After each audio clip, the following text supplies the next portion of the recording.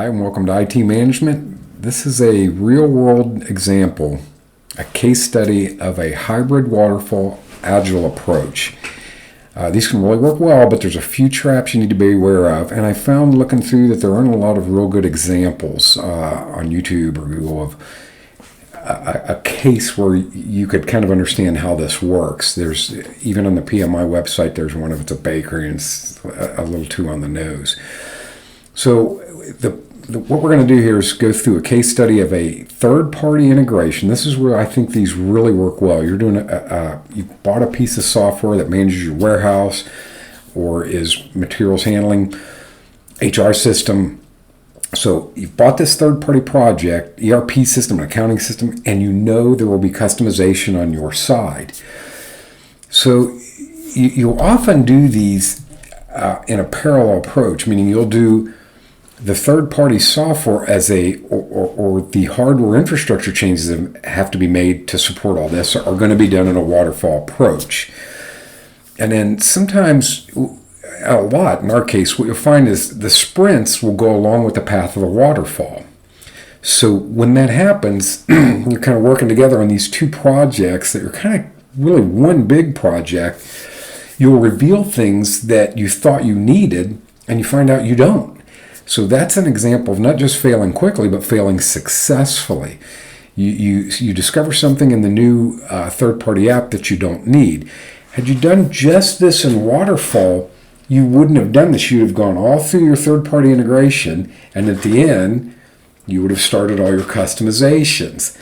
So, and the reverse of that works as well, too. If you're doing this all in Agile, you've got so many moving pieces between infrastructure, third-party integration, or third-party installation, your integration, your customization. And this is, what we had on this one was this was, like I said, a chemical company. Their software was written in, I believe, the late 70s. It was written in something called VAX Basic.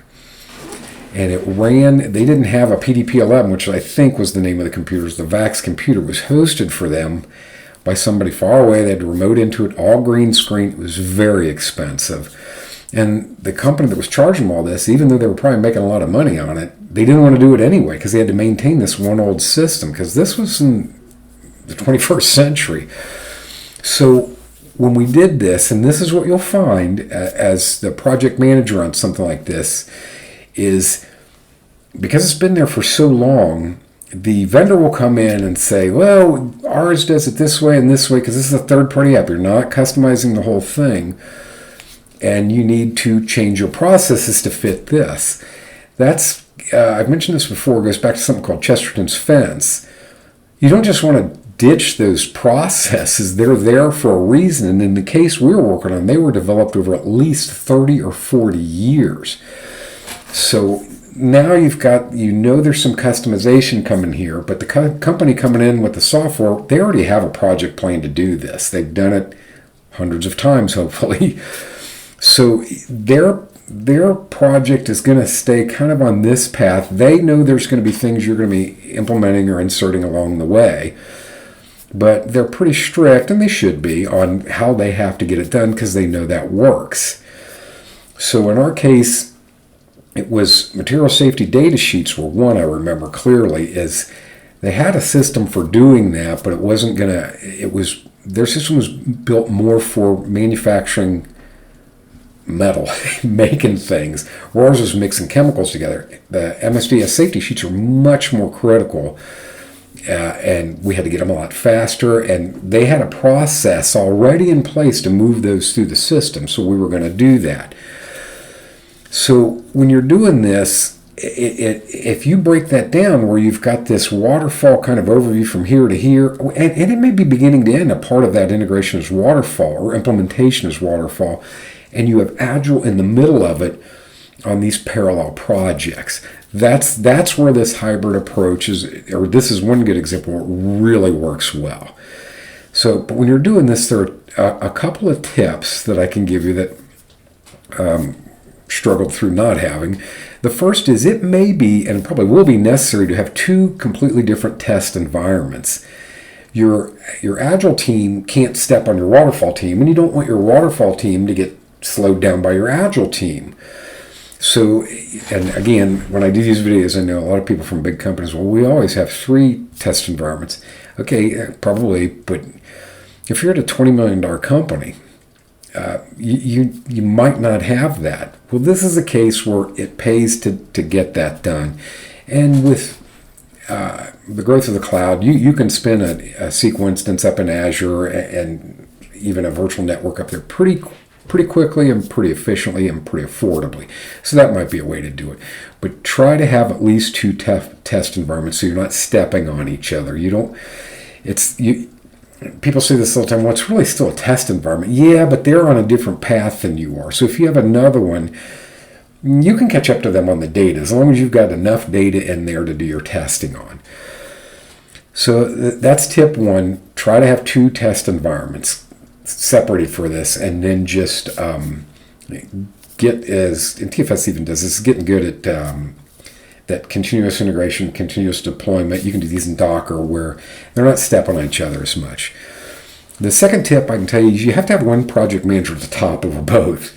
I've seen this tried where they didn't do that. That's a problem. You get conflicts there. Somebody at the top, not just the project sponsor. You need a project manager at the top, and his primary job is going to be trying to manage this, what can become spaghetti of project plans. Your JIRA's, you're going back and forth, you try to mash them together in smart sheets or something. So that's hard, and you also have to keep communication flowing between the 2 groups. Now the third thing, and this is critical too, on your Agile team, you have to expect delays and you have to plan for the unexpected. And the way you do that is when you're planning let's say you're planning your 3-week sprints, you'll have some unknowns in there. So try to move something out here into your backlog that you may not get to this time.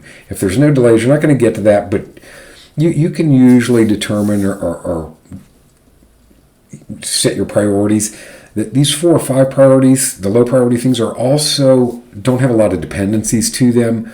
So just have those on your shelf there in your backlog that if we have a delay from the Waterfall side, we can put this in and keep the thing flowing pretty smoothly.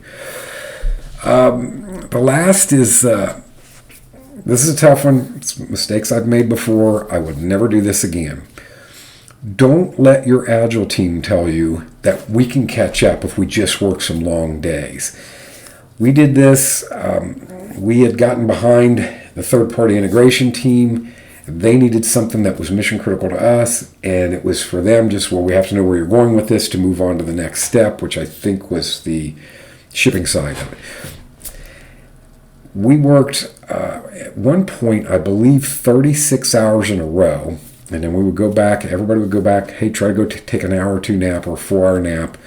We did this over a weekend. The first set was 36 hours, then we did like 18 hours, and guess what? It worked. That was the worst part of it. We got everything back on track and everybody was happy. But for about 2 weeks, these programmers couldn't declare a variable. They were so burned out that all the work we did to catch up and get the project back on track, actually, I'm sure of it, put it further behind. Now we were behind on everything. It's the temptation on this. It came from the top. We had a new owner I was trying to impress, and the guys on the team were trying to impress, and I thought, oh, we can do this. And it becomes you're living in this surreal world where all you're doing is sitting in this room, banging out code. I'm kind of the project manager on this, but I've done a lot of SQL in my life. I've done some coding, so I'm trying to fill in gaps for them while still trying to get things done for them, get obstacles out of their way. I almost at the time remember wishing it hadn't worked because I knew this was going to be expected again later, and it was, and it did not work the second time. We got it all done, but it puts you further and further behind. So that's my most critical tip. When you're doing these hybrids, there are some of them where you go a certain path of doing waterfall, and then you stop in the middle and say, okay, this 8-week period, we're going to do Agile here because this is where all the customization is. There's some merit to that, but the question and the issue you run into there is how do you do your testing? And if you say we're going to put all the testing off to the end, well, you're really not doing Agile there. You're just doing waterfall. So anything in the middle of your Agile sprints, that there's no quick filler, there's no iteration over it. So avoid that. If you get in that spot, you're just doing waterfall, do it that way. It won't work. So this is, I hope, a real world case study on this, and where hybrid can actually work very well. And the case study is third-party integrations. I found this to be true more often than not. They're going to want to come in and have you do a waterfall approach to this, or predictive approach, because that's where they've always done it. And their side, that works quite well for. But every project on a third-party integration is going to be a little different. If you know that ahead, and you've got your customization there, move that into an Agile methodology and run it in parallel when you can with your waterfall. I'm going to keep doing some of these case studies. Some of my friends have reached out to me and said, it's really good to have real-world views, real-world context to wrap things around. So that's it for this one. Hope you enjoyed it. More to come. And another surprise coming up, too, that's not related to IT management or project management at all, but I think you'll like. Thanks.